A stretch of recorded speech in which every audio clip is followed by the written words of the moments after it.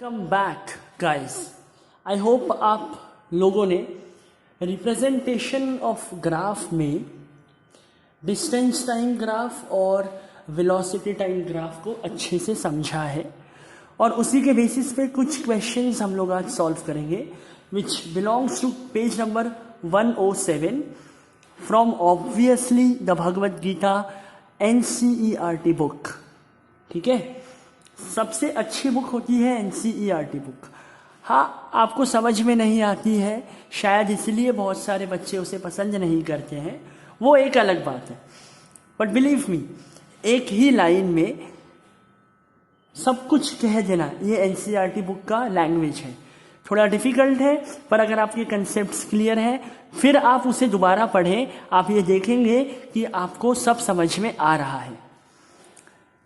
पहला question, what is the nature of distance time graph? Distance time graph, तो हम पहले एक काम करते हैं, डिस्टेंस टाइम ग्राफ रफ में बना लेते हैं। पहले किसका नाम है? डिस्टेंस का। तो y एक्सिस क्या देगी? Distance. Time axis will be x। अब यूनिफॉर्म और नॉन यूनिफॉर्म के लिए डिस्टेंस टाइम ग्राफ कैसा था? मैंने जब डिस्टेंस टाइम ग्राफ पढ़ाया तो मैंने दो ही केसेस पढ़ाए, एक जिसमें वो यूनिफॉर्म मोशन में है, एक जिसमें वो नॉन यूनिफॉर्म मोशन में है। तो हमने चेक किया था कि जब भी लाइन ऐसी हो, स्ट्रेट लाइन हो, तब हम कहेंगे कि इट इज यूनिफॉर्म मोशन, और जब भी लाइन में किसी भी प्रकार का कर्व आ जाए तो हम कहेंगे it is non uniform motion. तो लाइन के केस में हम ऐसा नहीं लिखेंगे कि the graph will be A straight line, ऐसा नहीं कहेंगे। हम कहेंगे the slope of the line is a straight line. Okay, हमें स्लोप वर्ड को इंट्रोड्यूस करवाना पड़ेगा। ये स्लोप क्या होता है? स्लोप का वैसे मतलब होता है घसर पट्टी, जो हम घसरते हैं, दैट इज द स्लोप, है ना, जो घसराव होता है। अब मुझे बताइए, ये एक ग्राफ है, ये भी तो एक स्ट्रेट लाइन है ना, पर इसमें स्लोप है क्या? अगर मैंने यहां पर पानी को डाला तो पानी किधर फिसलेगा? कहीं नहीं। तो हमें एक ऐसी स्ट्रेट लाइन चाहिए जिसका क्या होना चाहिए? स्लोप होना चाहिए। ये आप आगे की क्लासेस में मैथमेटिक्स में पढ़ेंगे, it is a mathematical term.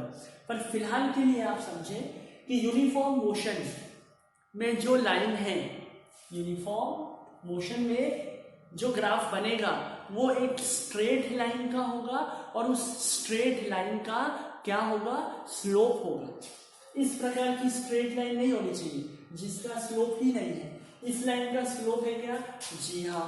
इस लाइन का स्लोप है क्या? जी हाँ। मैं पानी को यहाँ या यहाँ डालूं वो ऐसे फिसल के आएगा। इस लाइन का स्लोप है क्या? जी हाँ। इस लाइन का स्लोप है क्या? जी हाँ, है ना, घसर पट्टी बन रही है। अच्छा, इस लाइन का स्लोप है क्या? अगर कोई लाइन ऐसी सीधी, इस लाइन का स्लोप है क्या? नहीं है। मैंने यहाँ पानी को डाला तो ये रहे ना है, पानी वैसे भी नीचे जाएगा। So we need the slope of the straight line. So हम इस क्वेश्चन का आंसर कैसे लिखेंगे? हमें ये तो पता है कि यूनिफॉर्म मोशन में जो ग्राफ होता है वो स्ट्रेट लाइन होता है, और नॉन यूनिफॉर्म में स्ट्रेट लाइन का ग्राफ नहीं होता है। ओके गाइस, तो हमारा एक मिनट में बुक चालू कर लेता हूं।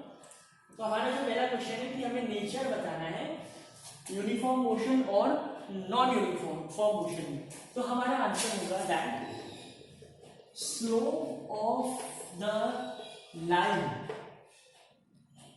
ओके, क्या लिख रहे हैं हम?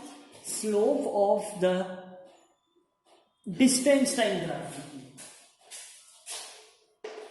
Slope of the distance time graph will be a straight line. Okay, come in uniform motion. ठीक है, और slope of the distance line graph will be not a straight line in non uniform motion. बस इसका answer पहले का answer हो गया uniform में, और नॉन यूनिफॉर्म में will not be A straight line. Okay, now this is how you should write the answer. Second question. देखिए, कभी भी ग्राफ का कोई भी क्वेश्चन आए तो सबसे पहले आपने क्या करना है, आप लोगों ने उस ग्राफ को इमेजिन करना है, विजुअलाइज करना है, या साइड में कहीं बना लेना है. जैसे मैं यहाँ बनाना है, मुझे पता है ये एक्स एक्सिस है, ये वाई एक्सिस है. ग्राफ का नाम क्या है? What can you say about the motion of the object whose distance time graph. Distance पहले आया है, y मतलब डिस्टेंस और x मतलब time. Is a straight line. Graph कैसे? Straight line parallel to the time axis. Time axis ये वाली time axis हुई हमारी, इसके पैरेलल अगर कोई लाइन है तो हम कैसी भी लाइन बना सकते हैं. तो कैसी बनाएंगे? Parallel to the time axis. अब आपको ग्राफ पढ़ के आता है, आपको ग्राफ प्लॉट करके भी आता है. मैं फॉर एग्जाम्पल ये मान लेता हूं कि ये जो डिस्टेंस है ये 5 किलोमीटर और ये 10 किलोमीटर एज्यूम कर रहा हूं. और ये हुआ 1 घंटा, ये हुआ 2 घंटा, ये हुआ 3 घंटा और ये हुआ 4 घंटा. तो मुझे बताइए कि इस पॉइंट पे पहुंचने के लिए मुझे x पे कितना चलना पड़ा? 1. और y का वैल्यू कितना हो जाएगा? 10, है ना. और 1 घंटे में ये 10 किलोमीटर के डिस्टेंस पे खड़ा था. कोई ऑब्जेक्ट है, जब 1 घंटे में मैंने देखा तो वो कहाँ खड़ा था? 10 किलोमीटर के डिस्टेंस पे खड़ा था. फिर मैंने दूसरे घंटे में चेक नहीं किया, मैंने तीसरे घंटे में चेक किया. मैंने कहा भाई तीसरे घंटे में मैं चेक करता हूँ तो मुझे क्या मिलेगा? मुझे यहाँ पहुंचने के लिए 3 चलना पड़ेगा, क्योंकि मेरा समय तीसरे घंटे की बात कर रहा हूँ. और डिस्टेंस कितना है? 10 का 10 ही है. 3 घंटे के बाद में भी वो ऑब्जेक्ट 10 किलोमीटर की दूरी पर ही है. मैंने कहा ठीक है और 1 घंटा रुकते हैं. फिर मैंने चौथे घंटे में चेक किया और मैंने इस पॉइंट का कोऑर्डिनेट निकाला. मैंने देखा कि अभी भी वो 10 किलोमीटर के डिस्टेंस पर ही है, क्योंकि इस पॉइंट पे पहुंचने के लिए मुझे x पे 4 चलना पड़ा और y पे 10 चलना पड़ा. तो अब मैं क्या समझ रहा हूं? मैं ये समझ रहा हूं कि इस ग्राफ के अकॉर्डिंग x का वैल्यू तो चेंज हो रहा है, मतलब टाइम तो चेंज हो रहा है, पर y का वैल्यू चेंज हो रहा है, मतलब डिस्टेंस चेंज नहीं हो रहा है. और मुझे बताइए, अगर किसी भी ऑब्जेक्ट का डिस्टेंस चेंज नहीं हो रहा है तो क्या वो मोशन में होगा या वो रेस्ट पे होगा? डिस्टेंस चेंज ही नहीं हो रहा है. मैं यही खड़ा हूं और मैं यही खड़ा रहूंगा अगले 10 घंटे तक, तो मेरा डिस्टेंस चेंज हो रहा है सराउंडिंग से? नहीं. मतलब मेरा मोशन हुआ? नहीं. मतलब इसका आंसर क्या हुआ? इसका आंसर ये हुआ कि the object when the slope of the straight line is parallel to time. देखो हम आंसर कैसे लिखेंगे. व्हेन, या सीधा लिखो when in the, नहीं ऐसा मत लिखो, if the straight line in distance time graph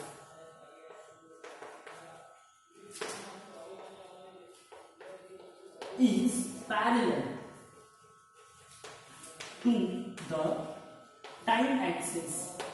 time axis मतलब एक्स एक्सिस की ही बात कर रहा है वो, क्योंकि हमने टाइम को कौन से एक्सिस में लिया है? एक्स एक्सिस में.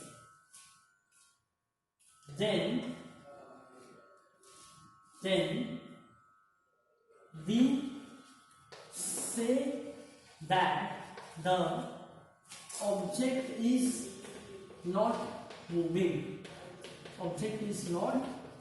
moving. That means at rest.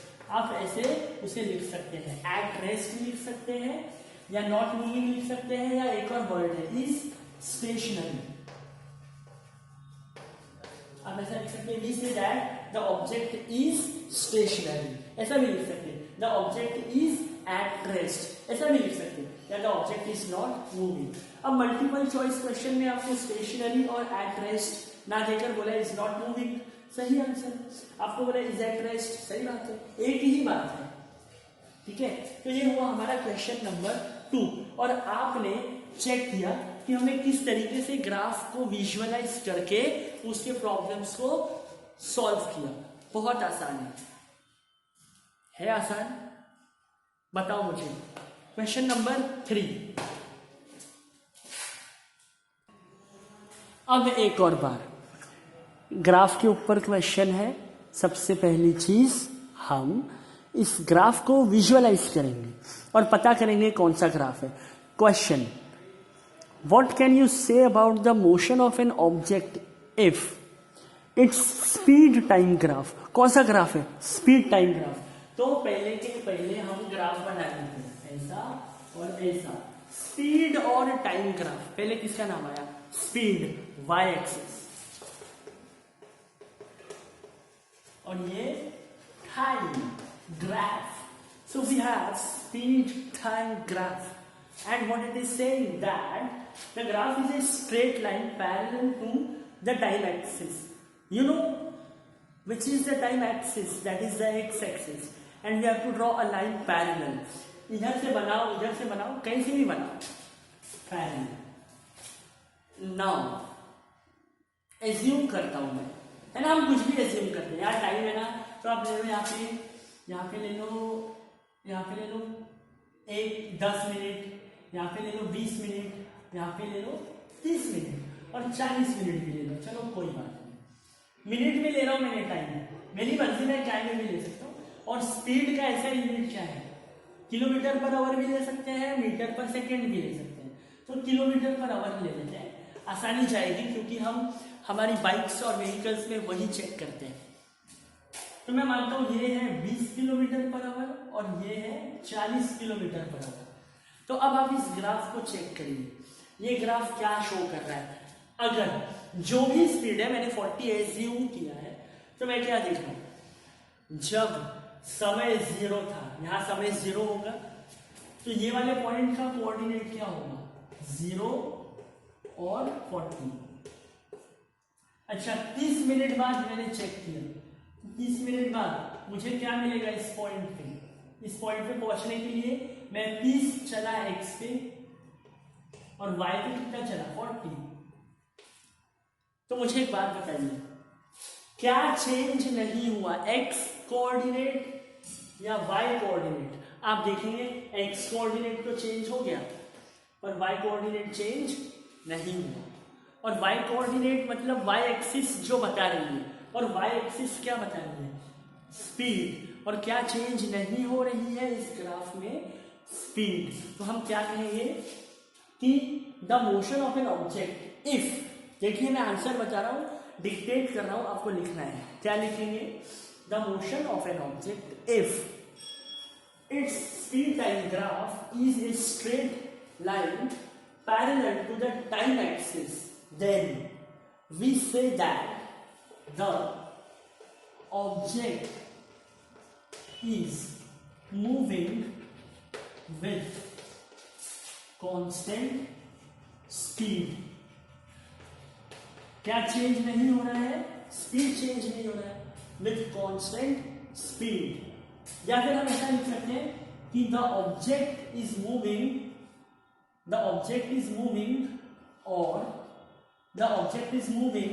without changing its speed with respect to time।